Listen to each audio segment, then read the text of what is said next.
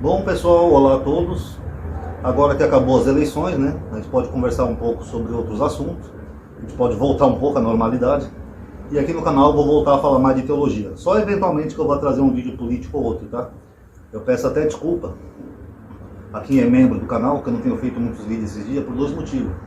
Primeiro, pelo tumulto aqui onde eu moro, né? Que eu moro muito perto da Marginal, colado com a Marginal. Então, eventualmente, essas coisas sempre passam na minha porta, né? Esses dias estavam bolsonaristas aí, mais de 24 horas aí, gritando Bolsonaro bem na minha porta, até com caixa de som. Eu não consegui nem dormir direito, né, durante a noite.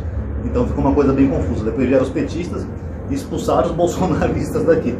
Eu estava vendo a hora de chegar os queumonistas para expulsar os petistas. E tudo isso na minha porta.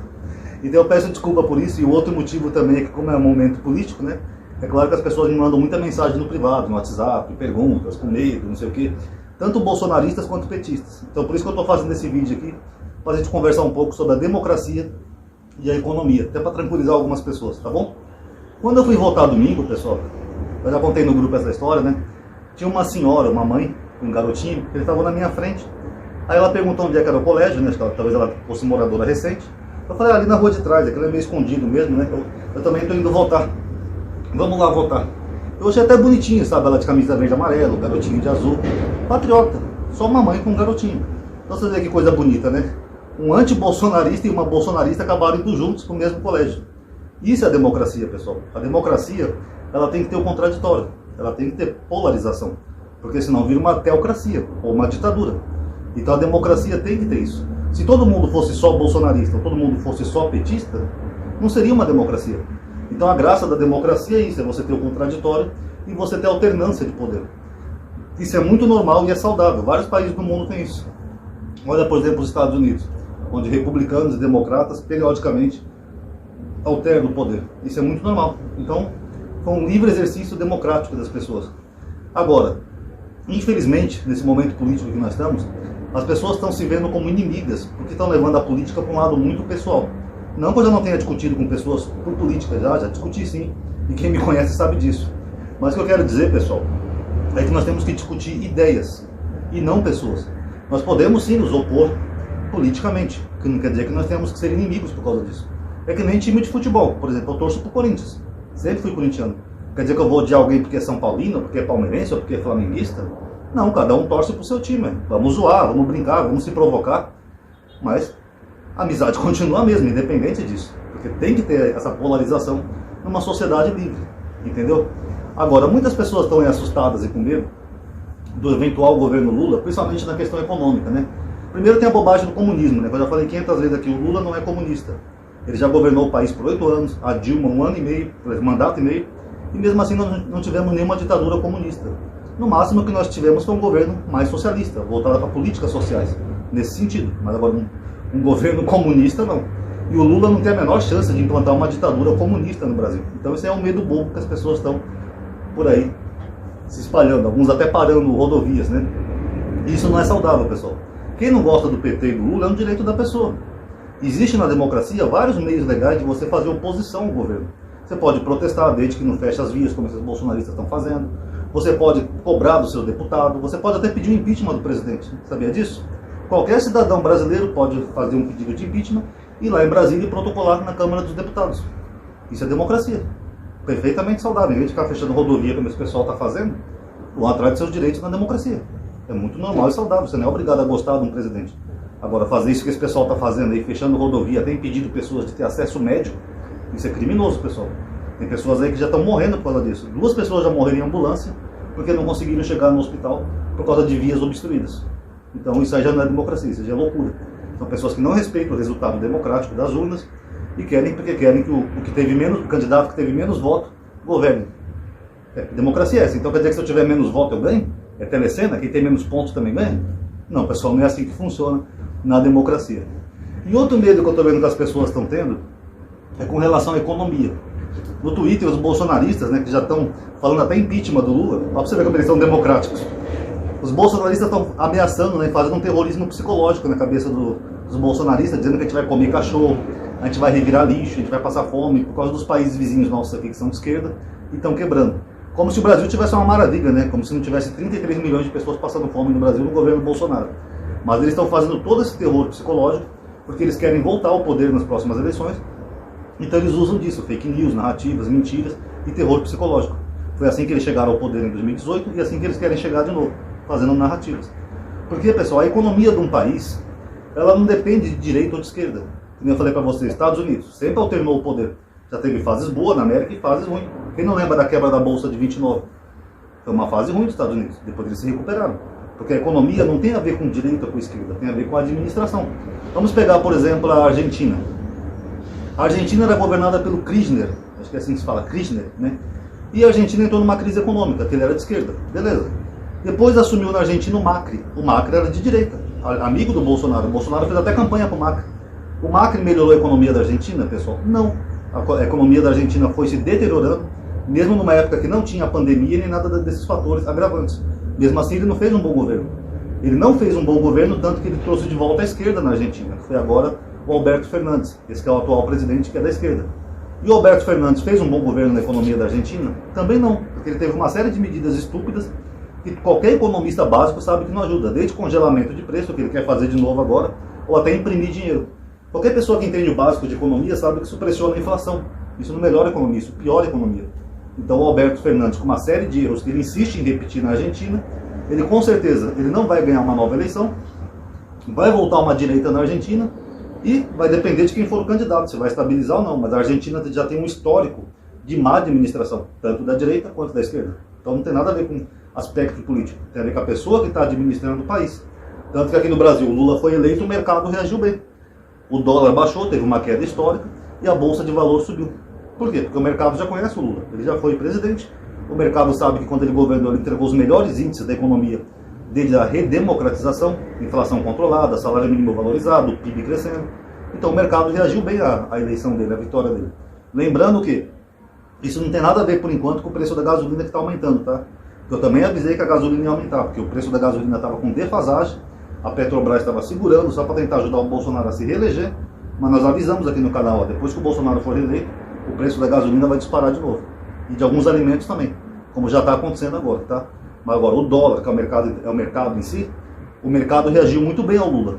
Por que o mercado reagiu bem se o Lula é comunista? Reagiu bem porque o Lula não é comunista. Ele é um presidente de esquerda e quando ele esteve no poder, ele fez uma boa administração. Algumas pessoas até argumentam assim, não, amadinho, mas o Lula naquela época, ele pegou o governo do Fernando Henrique e teve o boom das commodities. Então era uma época diferente. Agora, ele não vai pegar o mesmo governo como ele pegou naquela época, acho que foi em 89 que ele foi reeleito. Ele não vai pegar o mesmo governo. Só que tem o seguinte, pessoal, o Bolsonaro, vou até tentar colocar aqui na tela do vídeo. No governo Bolsonaro teve um boom de commodities que foi o dobro da era do PT. E o Bolsonaro não soube aproveitar. Se o Bolsonaro tivesse sabido aproveitar esse boom de commodities, ele tinha produzido riqueza no Brasil. O Brasil teria saído bem mais rico depois da pandemia, mas ele não soube aproveitar. Então não é uma questão de direita ou esquerda, é uma questão de saber administrar um país. O Bolsonaro, em vez de administrar um país, ele ficava só andando de motinho, de lancha, fazendo passeata, motociata, sei lá mais o que, agradando o ego dele. Se ele tivesse atentado para o boom das commodities, talvez ele tivesse traído mais riqueza para o Brasil. Então não é uma questão de direita ou de esquerda, porque o Lula, né, naquela época ele teve sim um boom de commodities, mas agora nós tivemos também, e não foi aproveitado. Então você vê a diferença de quem administra um país ou de quem fica só andando de motinho para agradar o seu ego, um líder populista. Tá bom? Aí as pessoas usam como argumento, além da Argentina, a Venezuela. Só que acontece o seguinte, pessoal, a economia de um país, ela depende de uma série de fatores. Daquilo que o país produz, o produto interno bruto. Então se a gente pegar, por exemplo, a Venezuela é um país que a economia deles sempre foi dependente do petróleo. A Venezuela acho que é o quarto maior produtor de petróleo do mundo. E todos os presidentes da Venezuela, quer de direita ou de esquerda, antes do chavismo, eles concentraram toda a sua economia disso, em petróleo. Então quando o petróleo teve um boom, lá por causa dos países árabes, né, uma alta nos preços, a Venezuela ficou riquíssima. A Venezuela chegou a ser o país mais rico aqui da América do Sul. Quem quiser ver em detalhes, tem vídeos explicativos aqui da CNN que mostra tudo isso, a Venezuela do período de riqueza, a queda drástica da Venezuela. Aí o que aconteceu? Quando o Hugo Chávez chegou ao poder, e tomou o poder, né, no segundo mandato, inclusive esse era o risco do Bolsonaro que a gente avisava tanto aqui para as pessoas, a Venezuela começou a sofrer sanções econômicas. Então os outros países falaram, vamos parar de comprar petróleo da Venezuela, como os Estados Unidos, por exemplo, que era um grande comprador. Então, como eles dependiam basicamente do petróleo para a economia do país, parando de comprar, é claro que o país começou a entrar numa crise. E logo em seguida teve uma crise de petróleo, que o petróleo baixou drasticamente o preço, por causa da OPEP, que é a Organização dos Produtores de Petróleo. Então, o petróleo que já não era mais vendido para vários lugares por causa de sanção econômica, o petróleo ainda não valia mais nada, porque baixou muito o preço. Então a Venezuela literalmente quebrou. Agora, eu posso usar isso como padrão aqui para o Brasil, pessoal? Não. Cada país tem sua economia diferente. O Brasil não tem uma economia baseada em petróleo. Ao contrário. A gente fundou a Petrobras recente, né, que foi na época do Getúlio Vargas. E só na época do Lula que a gente começou a desenvolver o pré-sal, para tentar ser autossuficiente em petróleo. E mesmo assim não é a base da nossa economia. Nunca foi o petróleo. O Brasil sempre teve outros tipos de fatores que alavancam a economia. Na verdade, pessoal, o Brasil é o país mais forte economicamente aqui da América do Sul, justamente pela sua condição geográfica. O Brasil é um país grande, 8 milhões e meio de quilômetros quadrados, é o quinto maior país do mundo, e nós temos regiões diferentes que sempre ajudaram e alternaram na economia do país. Eu acho até importante falar isso, porque por causa das eleições sempre vem aquela onda xenofóbica contra o Nordeste. Mas o Brasil, a história do Brasil é feita por ciclos, que também envolve o Nordeste. O primeiro ciclo do Brasil foi o ciclo do pau-brasil, quando os portugueses vinham aqui, pegavam o pau-brasil e levavam para Portugal. Pronto. Depois nós tivemos o ciclo dos diamantes em Minas Gerais. O ciclo da cana-de-açúcar, principalmente no Nordeste. O Nordeste era a região mais desenvolvida do Brasil. Tanto que a capitania mais rica do Brasil era a capitania de Pernambuco, por causa da cana-de-açúcar.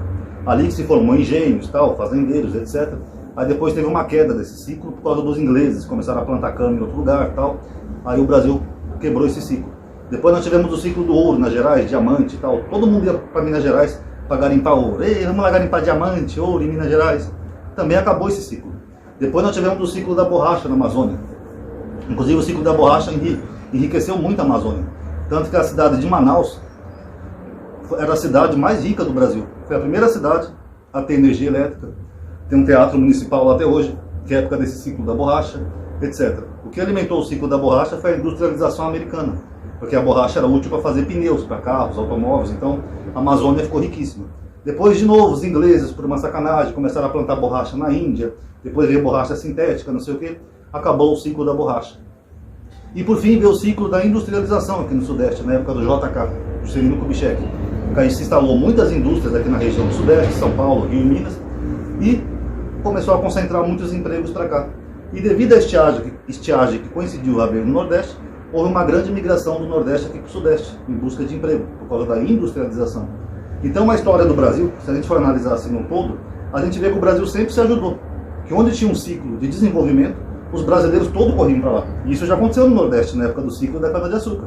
Quando Pernambuco era mais rico, ia todo mundo para Pernambuco. Depois que São Paulo ficou mais rico, ia todo mundo para São Paulo e assim por diante. A gente não está imune de haver um novo ciclo no Brasil. De repente, sei lá, alguém descobre petróleo no Ceará. Aí vai o Brasil todo para o Ceará atrás de petróleo para tentar ficar rico. É assim que funciona o Brasil. Então a nossa economia, além dela não ser dependente de um fator só como a Venezuela, ela é uma economia diversificada. Todos esses ciclos que eu falei para vocês, eles ainda existem, vigoram no Brasil até hoje e somam no nosso PIB e na nossa economia. Quer seja o café aqui no interior de São Paulo, quer seja os minérios de Minas Gerais, quer seja o açúcar de Pernambuco, quer seja a borracha da Amazônia. Isso tudo faz o Brasil não ser tão dependente lá de fora em certos produtos. Então a nossa economia é completamente diferente da Venezuela. Se você pegar o Brasil tem de tudo. Nós temos desde um agronegócio que é gigantesco, criação de gado, plantação de soja, algodão, milho, café, enfim, nós temos praticamente de tudo. Indústria, temos de tudo. Indústria farmacêutica, indústria de veste, de roupa, indústria de produtos industriais, eletrônicos, enfim. A economia do Brasil é mista. Então não tem como comparar a Venezuela com o Brasil. Ah, se chegar à esquerda no Brasil, a esquerda vai comer cachorro. Não, filho, a nossa economia não é dependente de um produto só, como a Venezuela, e não é tão fraca como a Argentina. A nossa economia é bem mais mista e bem mais forte. E nessa mista que eu falo, inclui também o Nordeste, que ajuda a somar para o Brasil. Não adianta, por exemplo, você ter indústrias no Sudeste e você não ter mão de obra para trabalhar. Imagina um cara montar uma fábrica aqui, por exemplo, em São Paulo, de fios de cobre. Fábricas de fios do Ronaldo. Eu tenho que ter funcionários. Quem é que vai movimentar a fábrica? Fora que eu tenho que ter a matéria-prima, que vai vir de outros estados, no caso do minério de cobre. E aí? Então um depende do outro. Então essa xenofobia que surgiu em época de eleições é de uma imbecilidade sem tamanho, porque se não fosse o Nordeste, o Brasil não seria rico. Porque é o Nordeste que ajudou a alavancar a economia do Brasil em todos esses ciclos históricos, em tudo. Até, por exemplo, em coisas mais simples, que nem, por exemplo, quando eu colhia café aqui no interior de São Paulo, quando eu era novo, na região de Marília e Garça, que é do interior de São Paulo, sabe? Conhece, sabe que é uma região cafeeira? mais da metade dos trabalhadores da colheita de café eram nordestinos. Então não adianta o cara ter uma puta fazenda de café aqui em São Paulo, se ele não tiver mão de obra para colheita, quem é que vai colher o café dele? Vocês estão entendendo? A nossa economia é forte justamente por isso, porque é um país grande e que mantém uma certa unidade. Uns ajudam os outros. Nossos estados, nosso povo é um povo unido. Todos nós nos identificamos como brasileiros e todos nós ajudamos a fazer o Brasil um país grande e rico. Vocês estão entendendo? E por a nossa economia ser diversificada, é assim que nós superamos várias crises que nós tivemos na história do Brasil. Por exemplo, na época do Sarney. O Sarney, a inflação era descontrolada. Ele chegou a tentar fazer um congelamento de preço que foi um fiasco. Por que o Brasil não quebrou na época do Sarney? Porque a nossa economia é variada, é mista, mesmo com a má administração do Sarney. O Collor não conseguiu controlar a inflação. Ainda roubou a poupança de todo mundo. Inclusive é amiguinho do mito, né, agora o Collor. E é macumbeiro, né, pra quem não sabe. O pessoal fala aí do Lula, que tem uma foto dele no Candomblé. E o Collor, que a Polícia Federal achou uma parte de coisa de macumba na casa dele. Ele deve ser um macumbeiro dos bons, viu? Mas enfim. Por que o Brasil não quebrou, mesmo com o roubo do Collor? Porque a nossa economia é diferente, pessoal. Então a nossa economia, por mais que nós tenhamos maus administradores, como o Sarney, o Collor e uns outros aí que assumiram a presidência do Brasil em outras épocas, por ser um país gigante, com todos esses ciclos, com toda essa produção que a gente produz diferente no Brasil todo, a gente ainda consegue se manter. A gente passa dificuldade às vezes, crises econômicas, mas a gente consegue respirar. Então o Lula, mesmo se ele não fizer um puta governo, como ele fez na primeira vez que ele foi presidente, se ele conseguir estancar a sangria, que nem eu falei, já vai ser bom, porque o Brasil já é um país forte, é um país que consegue caminhar, consegue se impor, e o Brasil vai lidar bem com isso. Tem pessoas até que são pessimistas, acham que o Lula não vai conseguir, porque o governo é diferente, que ele vai pegar um governo quebrado do Bolsonaro, que nem eu falei em vídeo. Sim, ele vai ter essa dificuldade. Mas só que o Lula é inteligente, pessoal. Ele está sinalizando em colocar o Meirelles como ministro da Fazenda, etc. e tal. Ele tem experiência política. O Lula dialoga com os outros países, com o mercado, tanto que todos os chefes do planeta mandaram felicitações para ele. Desde um Putin até, por exemplo, um Biden já deram felicitações para ele, já estão marcando reuniões bilaterais para trazer investimento para o Brasil, dinheiro. Vocês viram a diferença? Enquanto que o Bolsonaro já estava xingando a China, vacina, não vou comprar vacina por causa da sua origem, chamando a mulher do Macron de feia, chamando o presidente da Argentina de ladrão, o Lula é diferente. Ele já está atraindo todo mundo. O Zelensky da Ucrânia e o Putin, os dois parabenizaram o Lula. Porque o cara é foda, ele é o chefe de Estado. Ele não é um bobalhão arrogante. Então o Lula sabe dialogar. Ele vai dialogar com a Ucrânia, com a Rússia, com os Estados Unidos, com o Japão, com a Alemanha, com todo mundo. Tanto que as pessoas falam do BNDES, naqueles empréstimos para Venezuela e Cuba, né, como se o Lula fosse o presidente do BNDES. Né? Ela não sabe que o BNDES é um banco independente, né, de investimento. Mas sabe qual é o país que mais pegou empréstimo com o BNDES, do governo Lula? Estados Unidos. E aí, pessoal? Estados Unidos é comunista também? Por isso que eu falo que as pessoas não entendem o mínimo de política e vão ver no videozinhos na internet, né, ainda mais vídeos olavista, elas criam esse medo todos na cabeça delas. Então, pessoal, não temam. O Brasil é um país forte, nossa economia é diversificada e a nossa economia estava caminhando para ser autossuficiente na época do Lula. Como, por exemplo, as refinarias de petróleo, já estava em mais de 90%. Se o Bolsonaro tivesse concluído as refinarias em vez de vender, talvez hoje a gente tivesse autossuficiente no refino de petróleo e talvez a gasolina estivesse bem mais barata. Então eu espero que o Lula continue as refinarias justamente para isso, para baratear mais ainda o preço da gasolina e que ele acabe com aquela paridade internacional também. Porque o Lula ele é valente para isso. Nesse ponto ele governa mais para o povo, e não para acionistas de uma estatal. Até porque a Petrobras é semi-estatal, né? Mas aí seria tema para outro vídeo. Mas o que eu queria dizer nesse vídeo é isso, pessoal. Não tenham medo. O Brasil tem uma economia diversificada, uma economia forte. No começo vai ser difícil. Eu acho que o primeiro ano do Lula talvez não vá ser muito fácil. Ainda mais com essa oposição fanática aí, inventando mentira atrás de mentira, enchendo o saco na internet, sabe? Obstruindo vias, fazendo tudo para atrapalhar. Mas mesmo assim, eu acho que o Lula, depois de um ano, ele vai conseguir dar uma estabilizada boa na economia. E se ele não der, a gente vai cobrar do mesmo jeito. Porque na democracia, assim, a gente tem que cobrar os políticos. Não idolatrar ou ficar chamando eles de mito.